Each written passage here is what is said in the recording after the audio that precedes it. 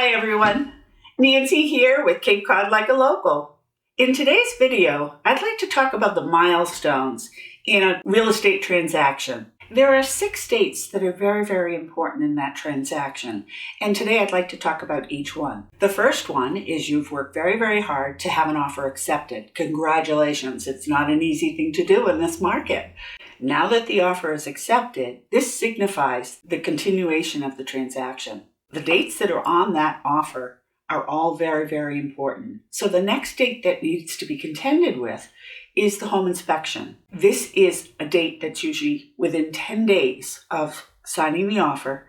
The home inspection has to be made. Once you have the home inspection done, you have usually a 24-hour period to make a decision if you want to move forward on the transaction or discuss negotiations for any of the repairs that need to be done, especially the significant ones. If you are not satisfied with the inspection and you're just not ready to make this commitment, then this is the time that you would back out of the deal. So number 3 on the milestones is now that you have the inspection negotiations or you've decided to move on, this is the purchase and sale process. Step 3 of the milestones is the purchase and sale agreement.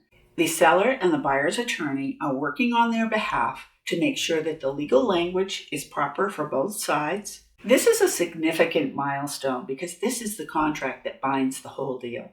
Milestone 4 is where we're waiting for the appraisal. If you're financing the property, the bank hires an appraiser and they come and estimate what they think the value of the property is. Now, let's say that you offered X amount of dollars and the appraisal doesn't quite come up to that same amount. There's a couple of different ways to make that not happen. And one would be that you put a clause in the offer that the property has to appraise for the purchase price or above. If that's in there, then you're covered. What will happen sometimes is if that language is not put on an offer, an appraisal could come in, and if it's less than that purchase price, you may have to make up that difference to continue with this process. Or you can reach out to the seller and see if they'll negotiate and split the difference. There's many avenues that can happen there. But this is a pivotal point because the deal may not go through at this point. So on number 5 milestone, this is where the loan commitment comes in. And this is where the bank takes all of your information that they've had all along. They've got the appraisal, they've got the documents that they need at this time, and they're making sure you're financially sound to buy this home. It's one more check to get all the information that they needed and verified also. Number 6 milestone. This is the best feeling ever. This is closing day, and it's so exciting. First-time home buyers, it's just an amazing feeling that they are so proud that they've purchased a home.